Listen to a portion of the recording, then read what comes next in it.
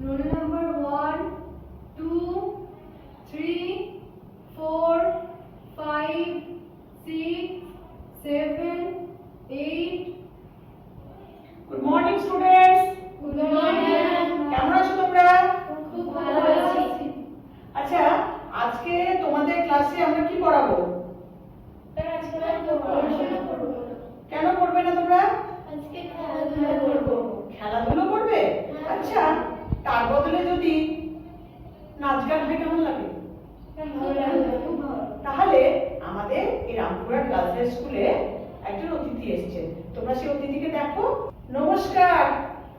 নমস্কার। কেমন আছো তোমরা? ভালো আছি। তোমরা দেখলে তো যে এই হচ্ছে আমাদের অতিথি।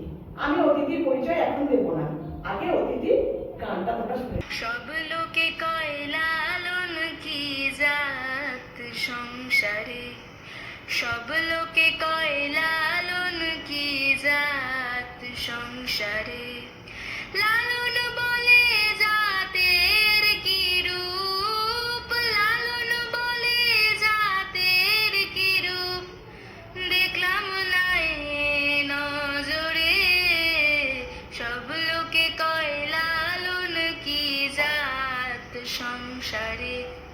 সুন্নত নিলে হয় মুসলমান, নারীর তবে কি হয় বিধান। সুন্নত নিলে হয় মুসলমান, নারীর তবে কি হয় বিধান। বামুন চিনি পইতে প্রমাণ, বামুন চিনি পইতে প্রমাণ, বামনি চিনি কোন প্রকারে। সব লোকে কয় লালন কি জাত সংসারে, সব লোকে কয় লালন কি জাত সংসারে।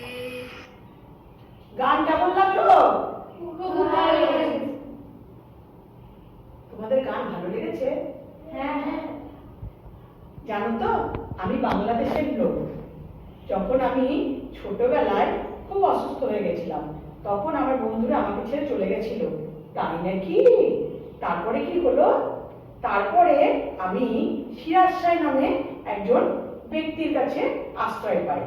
তিনি আমাকে বাউল ধর্মে দীক্ষা দিয়েছিলেন এবং সেখানেই আমি আখড়া তৈরি করেছিলাম। আখড়া তোমরা জানো? না না। আখড়া হচ্ছে যেখানে বাউল শিশুরা বসবাস করে। আচ্ছা লালন, তুমি তো খুব ভালো গান করো এবং গান লেখো, 2000 গান লিখেছো। না দিদিমণি, কি যে বলেন, আমি তো স্কুলেই যাইনি কোনোদিন। তাহলে এত ভালো গান লেখো কি করে? ওই হয়ে যায় দিদিমণি।